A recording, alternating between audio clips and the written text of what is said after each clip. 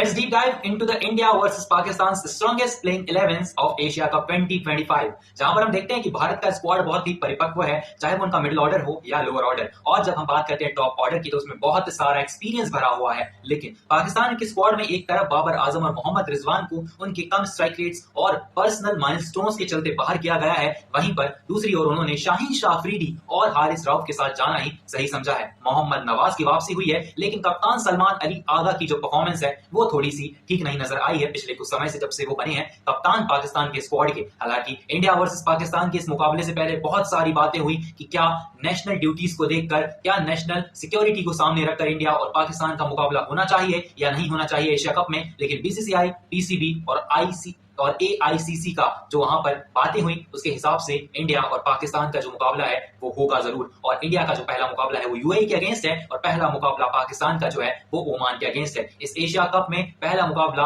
अफगानिस्तान की टीम खेलेगी, लेकिन दूसरा मुकाबला होगा भारत का यूएई से, यूएई में ही। लेकिन यूएई की जो विकेट है वहां पर आपको टर्निंग ट्रैक नजर आएंगे, ताकि वो शारजा की विकेट हो, अबुधाबी की विकेट हो, दुबई की विकेट हो, हर जगह आपको ऐसे ट्रैक्स नजर आएंगे जहां पर आप देखेंगे कि स्पिन फ्रेंडली विकेट्स होगी, चाहे वो अक्षर पटेल हो, वरुण चक्रवर्ती हो, वहां पर अबरार अहमद हो, चाहे वो राशिद खान हो। बहुत सारे स्पिनर्स हैं इस पूरी लीग में, लेकिन जिस तरीके से स्पिनर्स उभर कर आएंगे इस पिच पर, इन पिचेस पर, वो देखने वाली बात होगी। लेकिन चलिए बात करते हैं इंडिया की स्ट्रॉन्गेस्ट प्लेइंग 11 की। कप्तान सूर्य कुमार यादव जो कि टॉस के लिए जाएंगे एज कैप्टन, नया हेयर कट भी लिया है अभी। लेकिन अगर बात करें यहाँ पर टॉप ऑर्डर की तो वहां पर शुभमन गिल नजर आएंगे पहले मुकाबले में यूएई के against with Abhishek Sharma. 3 number पर हम तिलक वर्मा को एक्सपेक्ट कर रहे हैं, चौथे नंबर पर हम एक्सपेक्ट कर रहे हैं सूर्य कुमार यादव को, 5वें पर हार्दिक पांड्या, 6ठे पर अक्षर पटेल, 7वें पर शिवम दुबे और 8वें स्थान पर होंगे जितेश शर्मा। जी हाँ, Jitesh Sharma is a pinch hitter, वो आराम से स्पिनर्स को बाहर का रास्ता दिखा सकते हैं। आउट ऑफ द पार्क वाली जो बात है वो हार्दिक पांड्या और जितेश शर्मा से बेहतर इस स्क्वाड में कोई नहीं कर सकता। उसके बाद आपके पास आती है गेंदबाजी, थोड़ा सा कमजोर लगती है गेंदबाजी because there is Jasprit Bumrah, Arshdeep Singh,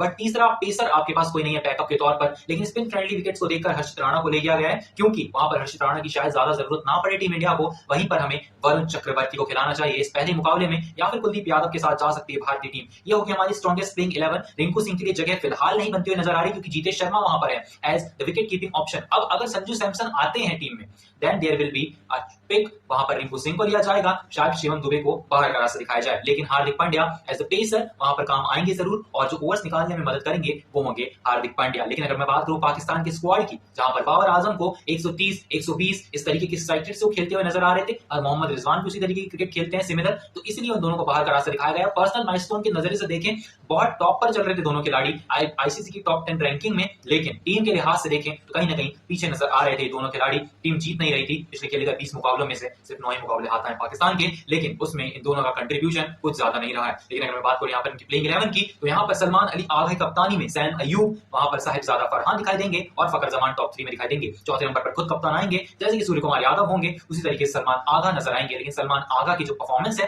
कप्तान बनने के बाद कुछ उतनी खास रही नहीं है। 56 का उनका हाईएस्ट रन है, लेकिन उसके बाद जब से उन्होंने कप्तानी संभाली है, कप्तानी ठीक ठाक कर रहे हैं। कहीं ना कहीं पाकिस्तान देख भी रहा है कि अटैक करेंगे हर टीम के अगेंस्ट, स्पिन लाएंगे, फास्ट बॉलिंग लाएंगे, लेकिन रन बहुत सारे बनाएंगे। देखते हैं कहां तक ये प्लान काम करता है। लेकिन यहाँ पर उनके पास ऑप्शंस और भी हैं, उनके पास हैरिस हैं यहाँ पर विकेट कीपिंग ऑप्शन के तौर पर, मोहम्मद नवाज है यहाँ पर फिलहाल। 3 जो हमारे बॉलर्स होंगे मेन स्ट्रीम वो होंगे शाहीन शाह अफरीदी, दूसरे होंगे हारिस रऊफ, वहां पर होंगे अबरार अहमद, और अगर मैं बात करूं एक और ऑलराउंडर की, वहां पर फहीम अशरफ खेलते हुए नजर आएंगे, और एक और नवाज हमको देखते हुए दिखेंगे। जहां पर कि पाकिस्तान का स्क्वाड प्लेइंग 11 उतनी स्ट्रांग नहीं नजर आ रही है, क्योंकि यहाँ पर यंग बैटर्स ज्यादा हैं, यंग बल्लेबाज या तो आउट होते हैं या तो बहुत सारे रन बनाते हैं। टीम इंडिया को कोई दिक्कत नहीं होगी इस स्क्वाड के अगेंस्ट, श्रीलंका के स्क्वाड के अगेंस्ट, अफगानिस्तान के स्क्वाड के अगेंस्ट, क्योंकि टीम इंडिया को 200 रन चेस करने की आदत है, 200 रन बनाने की, डिफेंड करने की आदत है। हमारे पास ओपेक्स हैं, अक्षर पटेल है, जसप्रीत बुमराह है, वी हैव वरुण चक्रवर्ती, कुलदीप यादव, हर्षित राणा, अर्शदीप सिंह, और जसप्रीत बुमराह की अगर मैं बात करूं तो जसप्रीत बुमराह अकेले ही काफी हैं शुरुआत के बल्लेबाजों को आउट करने के लिए और उनकी जो टेल है उन्हें संभालने के लिए। फिलहाल के लिए जिस तरीके से जसप्रीत बुमराह की फॉर्म नजर आ रही है, I think team India is a front runner to win this Asia cup, और ये थी हमारी स्ट्रॉन्गेस्ट प्लेइंग 11 ऑफ इंडिया